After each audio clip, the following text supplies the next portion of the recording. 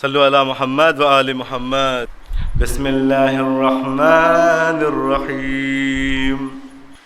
قل هو اللہ احد اللہ الصمد لم یلد ولم یولد ولم یکن له کفوا احد. صدق اللہ العلی العظیم. صلوات علی محمد و آل محمد.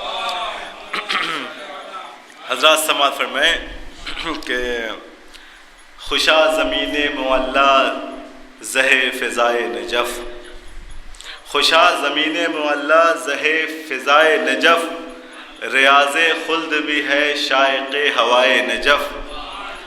خوشا زمین معلا زہ فضائے نجف ریاض خلد بھی ہے شائق ہوائے نجف. یہ شوق ہے کہ نہ بیدار ہوں قیامت تک جو خواب میں کبھی نقشہ مجھے دکھائے نجف. یہ شوق ہے کہ نہ بیدار ہوں قیامت تک جو خواب میں کبھی نقشہ مجھے دکھائے نجف.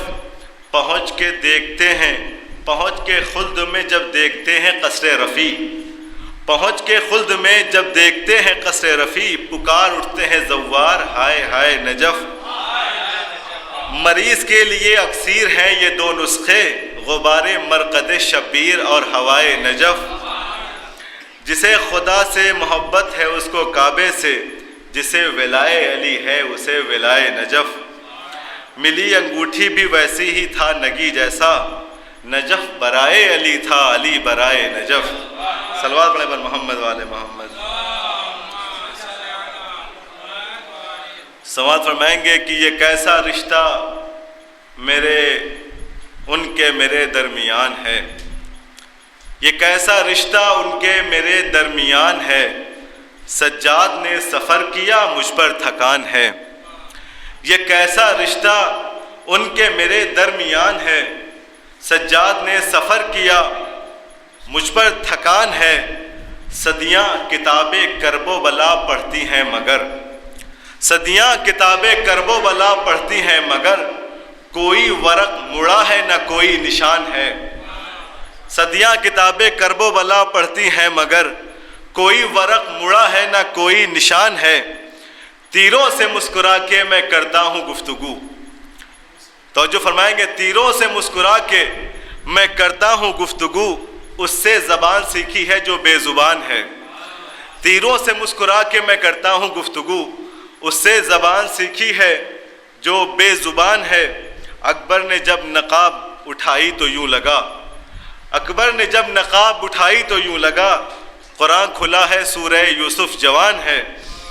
شہ پڑھ رہے ہیں جون کے رخ پر دعائے نور اے چاند آج رات تیرا امتحان ہے. اے چاند آج رات تیرا امتحان ہے. سماعت فرمائیں گے کہ آتی ہے صدا آج بھی یہ کرب و بلا سے آتی ہے صدا آج بھی یہ کرب و بلا سے شبیر کے عاشق نہیں ڈرتے ہیں قضا سے. آتی ہے صدا آج بھی یہ کرب و بلا سے شبیر کے عاشق نہیں ڈرتے ہیں قضا سے. کہتی تھی جنہیں سورما افواج ستمگر وہ مر گئے عباس کے نیزے کی ہوا سے. اب میں گزارش گزار ہوں حجت الاسلام علی جناب مولانا محترم جناب بادشاہ خان صاحب سے کہ وہ رونق افروز ممبر ہوں اور اپنے نورانی بیان سے مومن کے قلوب کو مجلہ اور مشفع فرمائیں. آپ ان کے استقبال میں بآواز بلند صلوات پڑھیں.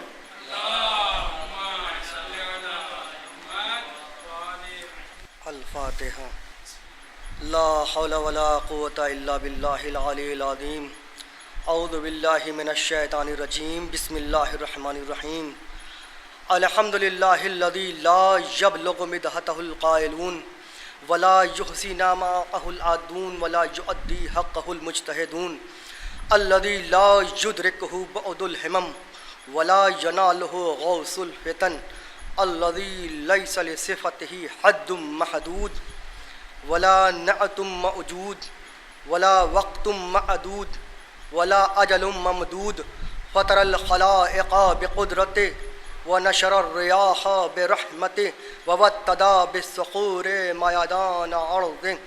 الصلاۃ والسلام والتحیۃ والاکرام علی نبینا المؤید ورسولنا المسدد المصطفى الامجد المحمود الاحمد حبیب الہ العالمین ابی القاسم محمد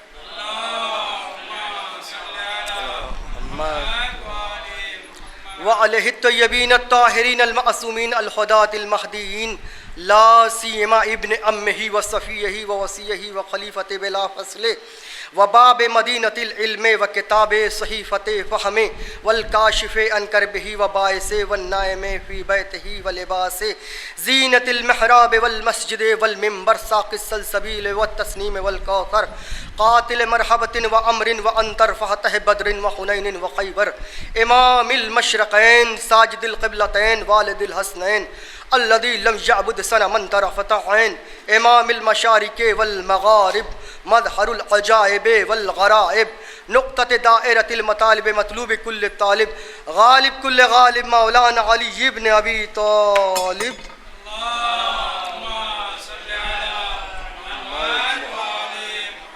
واللعنة الداعمة على أعدائهم وعانديهم وظالمهم ومنكري فضائلهم والشاكين فيهم أجمعين اما بعد فقد قال رسول اللہ صلی اللہ علیہ وآلہ وسلم انی تارک فیکم الثقلین کتاب اللہ و عطرتی اہل بیتی. صلوات پڑھے محمد والے محمد.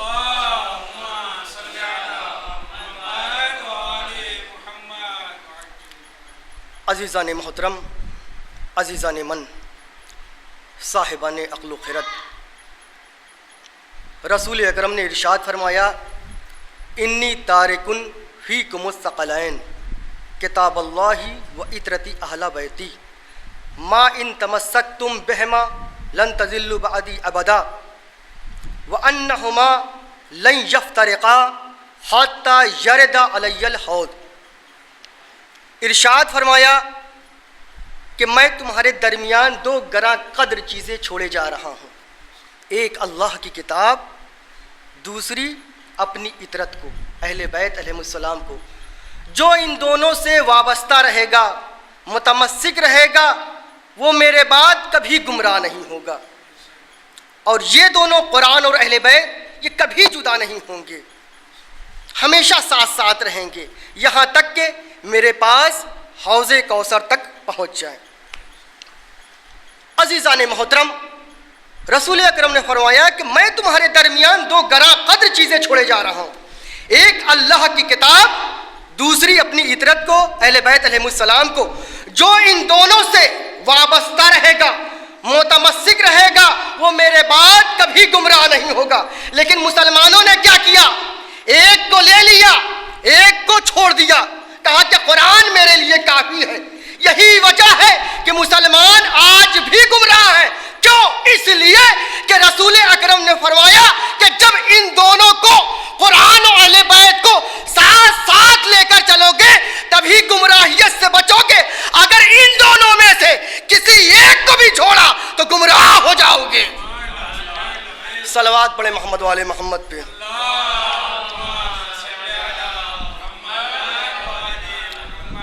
یہ وہ مستند حدیث ہے، اور اس میں یہ بتاتا چلوں، یہ حدیث ثقلین کے نام سے مشہور ہوئی ہے.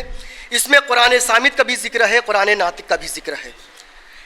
قرآن صامت سے مراد کتاب اللہ، قرآن ناطق سے مراد عطرت یعنی اہل بیت علیہ السلام.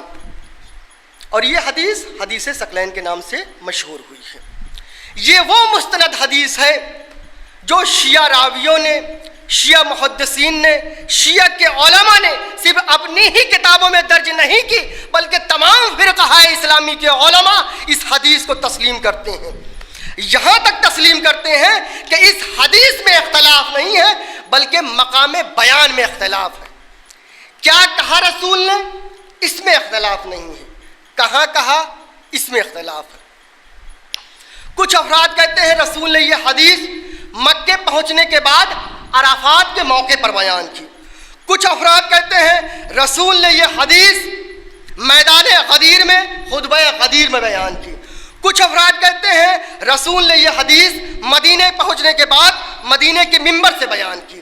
کچھ افراد کہتے ہیں رسول نے یہ حدیث وقت آخر بستر سے بیان کی. بہرحال اس حدیث میں کوئی اختلاف نہیں ہے، بلکہ مقام بیان میں اختلاف ہے۔ کیا کہا رسول نے، اس میں اختلاف نہیں ہے، کہاں کہا، اس میں اختلاف ہے۔ ابن حجر مکی جو اہل سنت کے بہت بڑے عالم ہیں، ان کی کتاب ہے صواعق محرقہ، وہ اپنی کتاب میں لکھتے ہیں کہ اس حدیث میں اختلاف نہیں ہے بلکہ مقام بیان میں اختلاف ہے۔ کیا کہا رسول نے، اس میں اختلاف نہیں ہے، کہاں کہا، اس میں اختلاف ہے۔ ابن حجر مکی اپنی کتاب صواعق محرقہ میں آگے لکھتے ہیں کہ کچھ افراد کا کہنا یہ ہے رسول نے یہ حدیث مکے پہنچنے کے بعد عرفات کے موقع پر بیان کی، کچھ افراد کا کہنا یہ ہے رسول نے یہ حدیث میدان غدیر میں خطبہ غدیر میں بیان کی، کچھ افراد کا کہنا یہ ہے رسول نے یہ حدیث مدینے پہنچنے کے بعد مدینے کے منبر سے بیان کی، کچھ افراد کا کہنا یہ ہے رسول نے یہ حدیث وقت آخر بستر سے بیان کی۔ ابن حجر مکی آگے لکھتے ہیں میری تحقیق یہ ہے، میری تحقیق یہ ہے رسول نے اس حدیث کو عرفات کے موقع پر بھی بیان کی، میدان غدیر میں بھی بیان کی، مدینے کے منبر سے بھی بیان کی، اور وقت آخر بستر سے بھی بیان کی۔ ابن حجر مکی آگے لکھتے ہیں اس کی وجہ یہ ہے جس نے عرفات کے موقع پر نہ سنی ہو وہ میدان غدیر میں سن لے، جس نے میدان غدیر میں نہ سنی ہو وہ مدینے کے منبر سے سن لے، اور جس نے مدینے کے منبر سے نہ سنی ہو وہ وقت آخر بستر سے سن لے۔ ابن حجر مکی آگے لکھتے ہیں رسول نے اس حدیث کی بار بار تکرار کی تاکہ کوئی راہ فرار نہ رہ جائے۔ صلوات پڑھیں محمد والے محمد پہ۔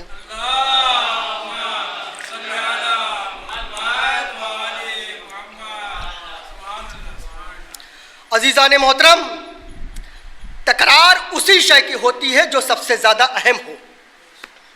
قرآن مجید میں 114 سورے ہیں، ہر سورہ سورہ ہے، ہر سورے میں اللہ کا کلام ہے، ہر سورہ بذریعہ وحی نازل ہوا۔ صرف ایک سورہ ہے جس کے تکرار کا حکم ہے، وہ ہے سورہ حمد، جس کو نماز میں بار بار پڑھا جائے، جس کی نماز میں تکرار کرنا واجب و لازم ہے۔ حدیث ہے لا صلاۃ الا بفاتحۃ الکتاب، سورہ حمد کے بغیر نماز نہیں ہے۔ قرآن مجید میں 114 سورے ہیں، کسی بھی سورے کے لیے یہ حکم نہیں سوائے سورہ حمد کے۔ سورہ بقرہ جزو قرآن ہے مگر کل قرآن نہیں، سورہ مریم جزو قرآن ہے مگر کل قرآن نہیں، سورہ آل عمران جزو قرآن ہے مگر کل قرآن نہیں، سورہ مومنون جزو قرآن ہے مگر کل قرآن نہیں۔ لیکن قرآن ناطق نے بتایا جو آسمانی کتابوں میں ہے وہ پورے قرآن میں ہے، جو پورے قرآن میں ہے وہ سورہ حمد میں ہے، سورہ حمد ہے کل قرآن، جزو قرآن نہیں۔ اور اگر کل قرآن کی نماز میں تلاوت نہ کی جائے تو نماز نہیں ہے۔ علی کیا ہے؟ کل ایمان، صاحب ایمان نہیں۔ سورہ حمد کیا ہے؟ کل قرآن، جزو قرآن نہیں۔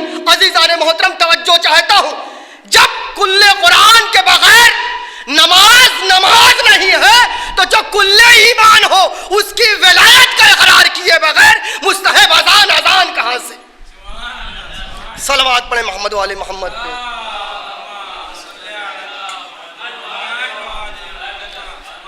عزیزان محترم، قرآن صامت نازل ہوا، کس پر نازل ہوا؟ نبی پر۔ نبی کے کس حصے پر نازل ہوا؟ ہاتھ پر، سر پر، کاہے پر نازل ہوا؟ دل پر۔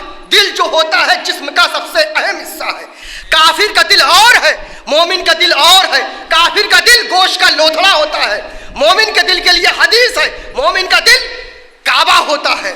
جب عام مومن کا دل کعبہ تو نبی کا دل، لوگوں نے کہا کہ نبی کا دل بھی کعبہ ہوگا۔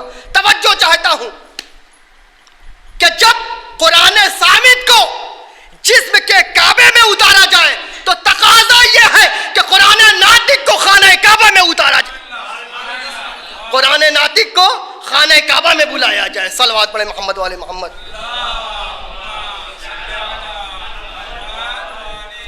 میرے عزیزوں، یہ بھی قرآن کتاب اللہ، یہ بھی قرآن اہل بیت، یہ بھی قرآن صامت، قرآن ناطق، یہ بھی قرآن یہ بھی ہدایت کا ذریعہ، یہ بھی ہدایت کا ذریعہ۔ تو جو عقیدہ قرآن صامت پر ہو، کم سے کم وہی عقیدہ قرآن ناطق پر بھی ہو۔ بھائی ہم نے کہا کہ آپ نے قرآن کو کتاب اللہ کیسے مانا؟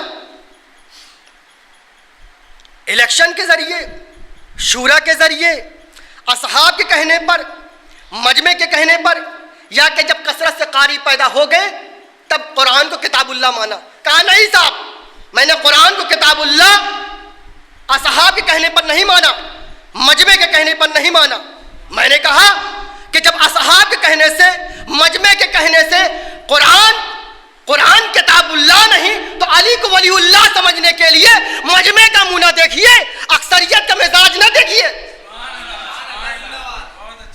بھائی آپ نے قرآن کو کتاب اللہ کیسے مانا؟ کہا کہ نبی نے کہا کہ قرآن کتاب اللہ۔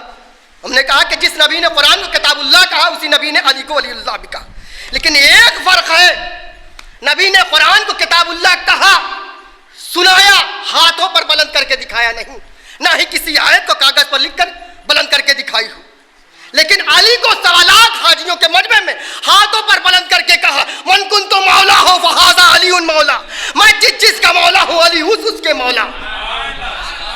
صلوات پڑھے محمد والے محمد پہ۔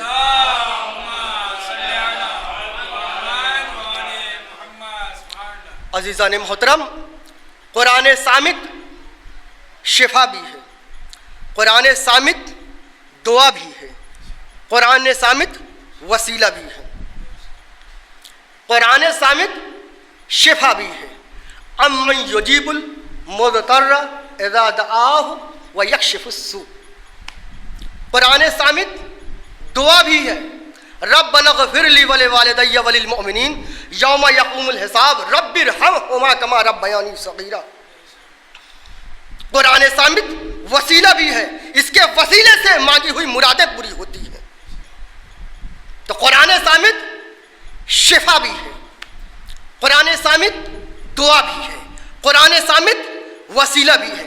جو عقیدہ قرآن صامت پر ہو کم سے کم وہی عقیدہ قرآن ناطق پر بھی ہو۔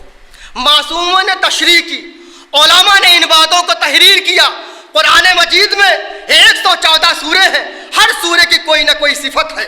سورہ حمد پڑھنے سے بیماریاں دور ہوتی ہیں، سورہ حمد پڑھنے سے مردے زندہ ہوتے ہیں، سورہ مزمل پڑھنے سے نبی کی زیارت ہوتی ہے، سورہ جمعہ پڑھنے سے حیبت پیدا ہوتی ہے، سورہ مدثر پڑھنے سے قوت و طاقت پیدا ہوتی ہے، سورہ دہر پڑھنے سے نفس پاک ہوتا ہے، سورہ واقعہ پڑھنے سے دولت بڑھتی ہے۔ یہ باتیں تو کوئی انکار نہیں کرتا۔ کوئی سورہ رزق میں اضافہ کرتا ہے، کوئی سورہ مال میں اضافہ کرتا ہے، کوئی سورہ دشمنوں سے حفاظت کرتا ہے، کوئی سورہ بیماریوں سے شفا دیتا ہے، کوئی سورہ حیات دیتا ہے، کوئی سورہ جادو کی کاٹ کرتا ہے۔ اس کا مطلب قرآن صامت شفا بھی ہے، قرآن صامت حاجت روا بھی ہے، قرآن صامت مشکل کشا بھی ہے۔ قرآن مجید میں 114 سورے ہیں، ہر سورے کی کوئی نہ کوئی صفت ہے۔ کوئی سورہ رزق میں اضافہ کرتا ہے، کوئی سورہ مال میں اضافہ کرتا ہے، کوئی سورہ حیات دیتا ہے، کوئی سورہ زندگی دیتا ہے، کوئی سورہ جادو کی کاٹ کرتا ہے۔ تو جو عقیدہ قرآن صامت پر ہو کم سے کم وہی عقیدہ قرآن ناطق پر بھی ہو۔ جب قرآن صامت کے 114 سورے مشکل کشا ہو سکتے ہیں تو قرآن ناطق کے 14 سورے، صلوات پڑھے محمد والے محمد پہ۔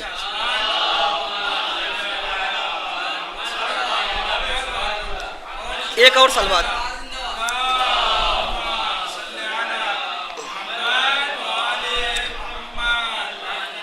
ایک اور سورہ ہے سورہ قدر، اس کی ائمہ نے بڑی تاکید کی ہے۔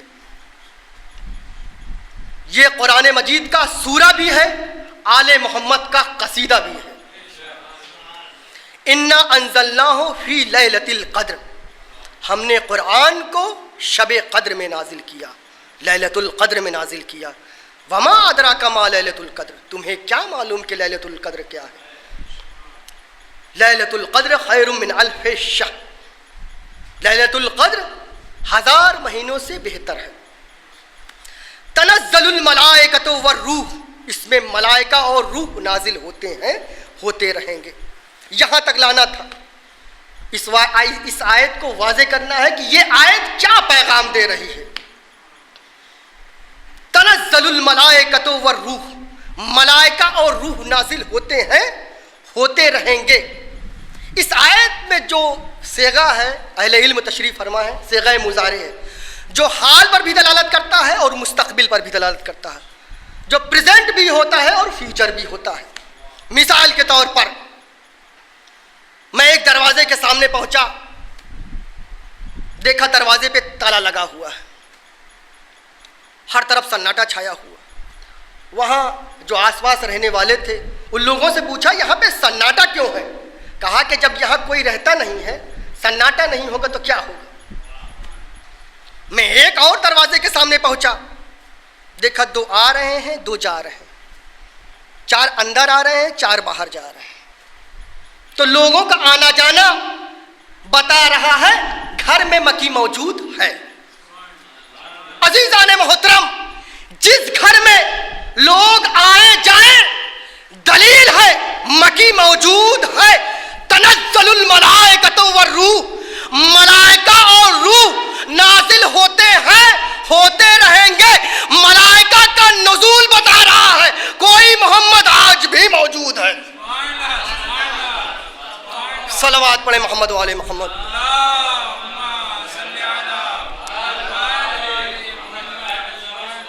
تفسیر صافی میں امام جعفر صادق علیہ السلام سے روایت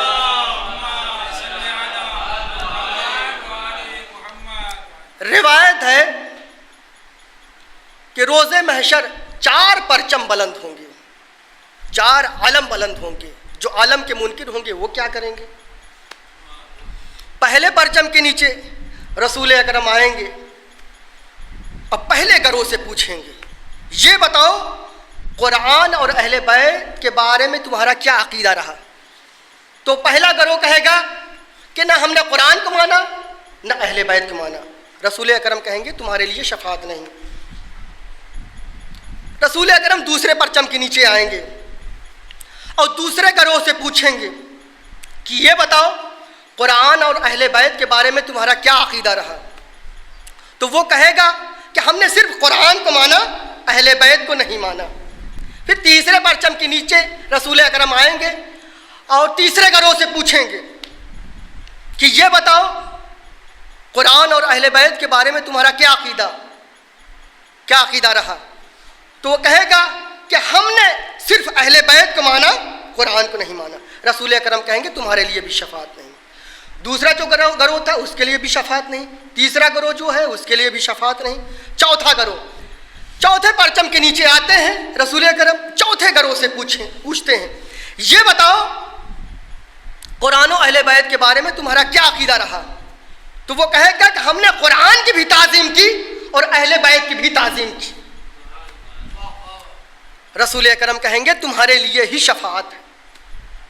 اور اس علم کے علم بردار مولا علی ہوں گے. رسول اکرم مولا علی سے کہیں گے انہیں حوض کوثر پر لے جاؤ. کیوں؟ اس لیے کہ انہی کے لیے شفاعت ہے، انہی کے لیے کوثر ہے، انہی کے لیے جنت ہے. صلوات پڑھیں محمد والے محمد پہ.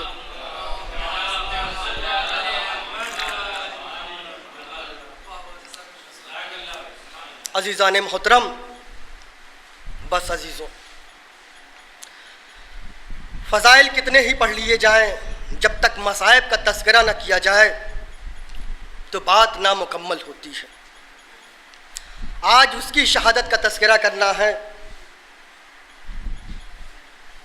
کہ جو یتیموں کا سہارا تھا، بیواؤں کا سہارا تھا،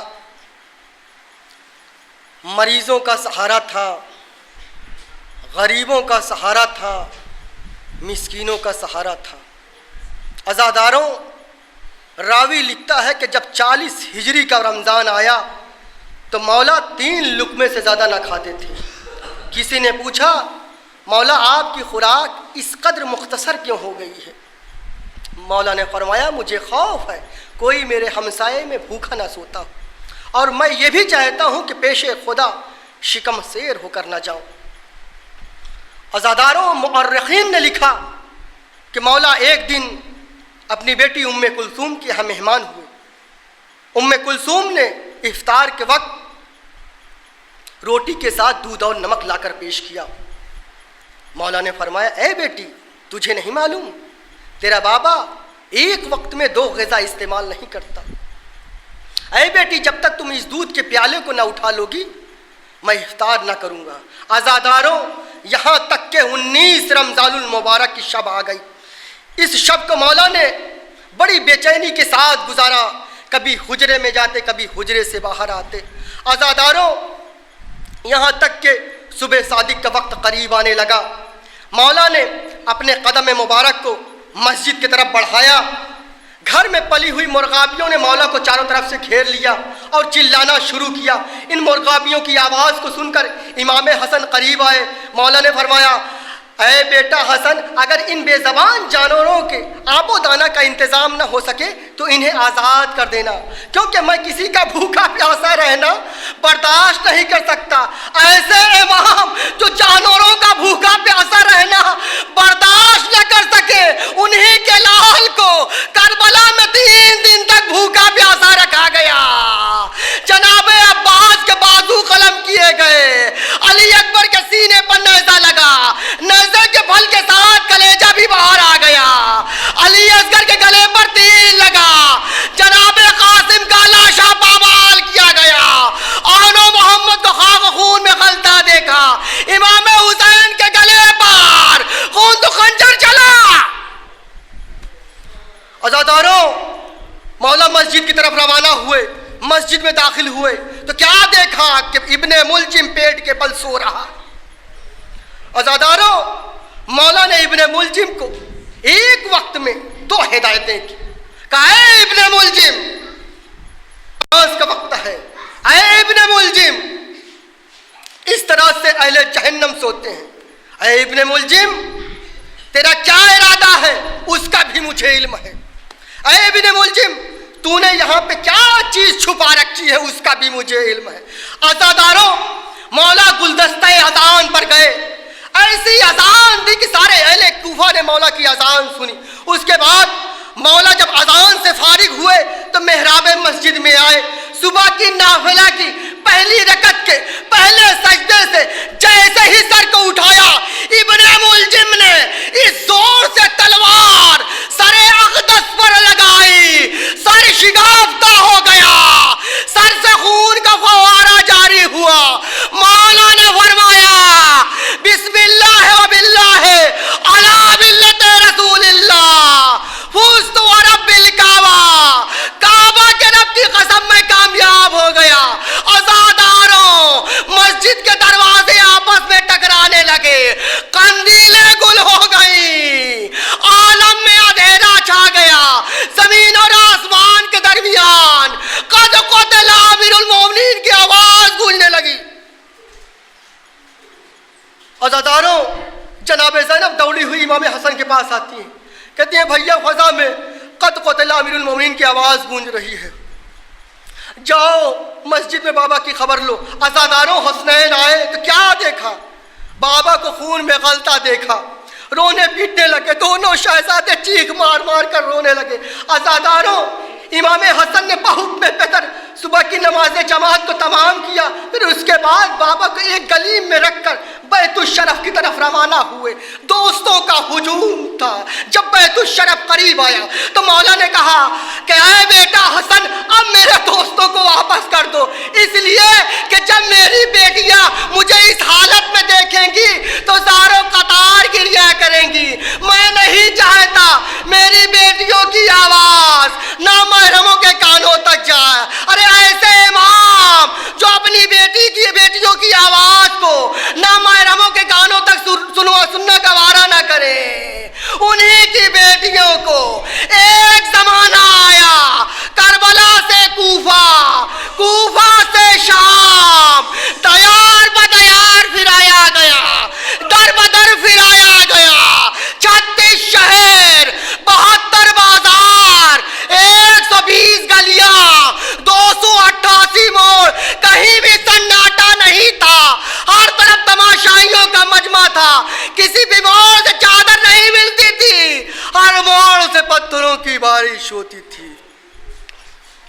واہ محمدا وعلیا وعلیا وعلیا وسيعلم الذين ظلموا أي منقلب ينقلبون إن لله وإنا إليه راجعون۔ پروردگارہ تجھے واسطہ ہے محمد والے محمد کا، ہماری اس مختصر سی عبادت قبول فرما۔ پروردگارہ جو حضرات یہاں تشریف فرما ہیں، جہاں جہاں بھی شیعان حیدر کرار مومن مومنات ہیں، تمام کی نیک حاجات کو قبول فرما، مشکلات کو حل فرما، پریشانیوں کو دور فرما۔ جو بیمار ہوں انہیں شفائے کامل و عاجل عطا فرما، جو بے اولاد ہوں انہیں اولاد نرینہ عطا فرما، جو مقروض ہوں انہیں قرض ادا کرنے کی توفیق فرما۔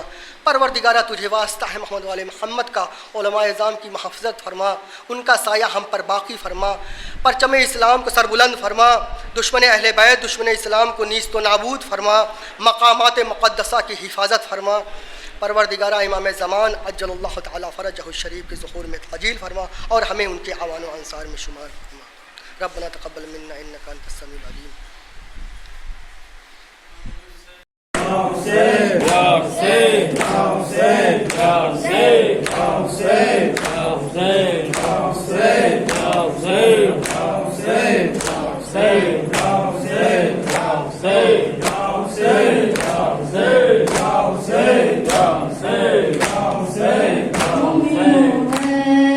Amen.